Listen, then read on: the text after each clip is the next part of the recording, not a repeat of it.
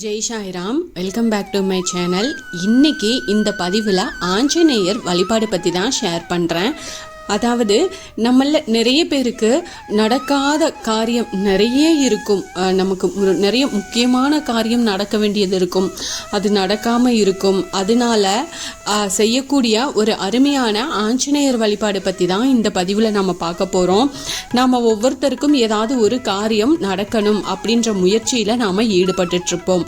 அந்த காரியத்தால் பலவிதமான நன்மைகள் நமக்கு கிடைக்கலாம் அப்படின்னு நாம் நினச்சிட்ருப்போம். ஆனால் அது ஏதோ ஒரு சூழ்நிலை காரணமா தடைப்பட்டுட்டே போயிட்டு இருக்கும். அது தொழில் ரீதியாகவும் இருக்கலாம், அப்புறம் வேலை ரீதியாகவும் இருக்கலாம், குடும்பத்தில் நடக்கக்கூடிய சுப காரியமாகவும் இருக்கலாம், இல்லைனா பணவரவிற்கு உரிய காரியமாகவும் இருக்கலாம்.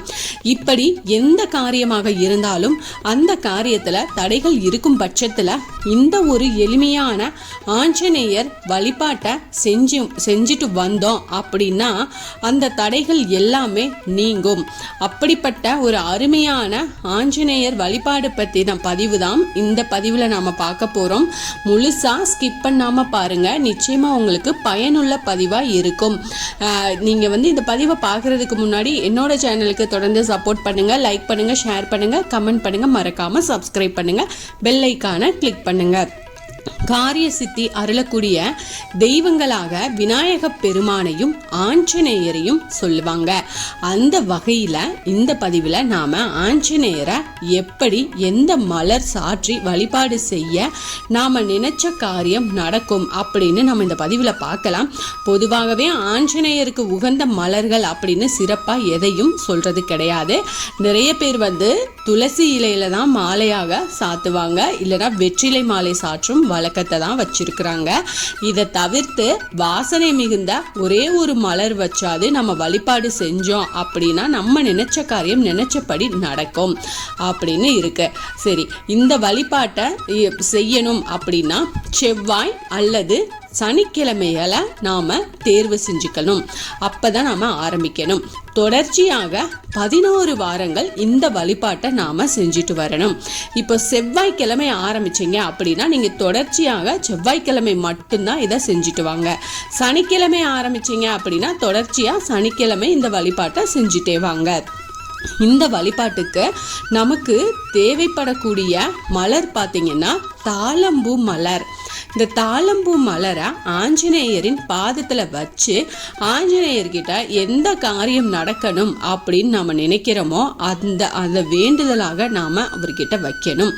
அதுக்கப்புறமா ஆஞ்சநேயரின் சன்னதிக்கு முன்னாடி அமர்ந்து 108 முறை ஸ்ரீராம ஜெயம் அப்படின்ற நாமத்தை உச்சரிக்கணும். அப்புறமா ஆஞ்சநேயரை வலம் வழிபாட்டை நாம நிறைவு செஞ்சுக்கலாம். இந்த முறையில தொடர்ச்சியாக 11 வாரங்கள் நாம செய்யும் போது தாழம்பூவின் வாசனையில் நாம கூறக்கூடிய ஸ்ரீராம நாமம் ஆஞ்சநேயரா அந்த இடத்துக்கு வரவழைச்சு நம்முடைய வேண்டுதலை நிறைவேற்றி தர்றதோட மட்டும் இல்லாம சனீஸ்வர பகவானால ஏற்படக்கூடிய தோஷங்களையும் நீக்குவதற்கு இது ரொம்ப பெரிய வழிபாடாக நமக்கு உதவுது. மிகவும் எளிமையான இந்த வழிபாட்டை முழு மனதோட தொடர்ச்சியாக ஆஞ்சநேயரை சரணாகதி அடைஞ்சு செய்யறவங்களுக்கு அவங்க நினைச்ச காரியம் நினைச்சபடி நடக்கும். கண்டிப்பா நீங்க நம்பிக்கையா இந்த வழிபாட்டு முறையை நீங்க செஞ்சுட்டு வாங்க. உங்களுக்கு எப்படிப்பட்ட பிரச்சனையா இருந்தாலும் சரி அது தீர்ந்து உங்களுக்கு எந்த காரியம் நடக்கணும்னு நீங்க நினைக்கிறீங்களோ நிச்சயமா அது நடக்கும். அந்த 11 வாரங்கள் முடிகிறதுக்குள்ள ஒவ்வொரு தடவையும் நமக்கு ஒவ்வொரு வித்தியாசம் தெரியும். அந்த விஷயத்துல இருந்து ஒவ்வொரு மாற்றம் ஏற்படும். கண்டிப்பா நல்ல வழி நமக்கு கிடைச்சிரும். அதனால நீங்க நம்பிக்கையோடு இந்த வழிபாடை செஞ்சீங்க அப்படின்னா நிச்சயமா கைமேல உங்களுக்கு பலன் கிடைக்கும். இந்த பதிவு உங்களுக்கு பயனுள்ள பதிவா இருக்கும் அப்படின்னு நான் நம்புறேன். இதுல ஏதாவது சந்தேகம் இருக்கு அப்படின்னா எனக்கு கமெண்ட்ல கேளுங்க, நான் பதில் சொல்றேன். என்னோட சேனலுக்கு தொடர்ந்து சப்போர்ட் பண்ணுங்க, லைக் பண்ணுங்க, ஷேர் பண்ணுங்க, கமெண்ட் பண்ணுங்க, மறக்காம சப்ஸ்கிரைப் பண்ணுங்க, பெல் ஐகானை கிளிக் பண்ணுங்க. இது போல எனக்கு தெரிஞ்ச ஆன்மீக பதிவுகளை உங்ககிட்ட நான் ஷேர் பண்றேன். Thank you friends. மீண்டும் அடுத்த பதிவில் சந்திப்போம்.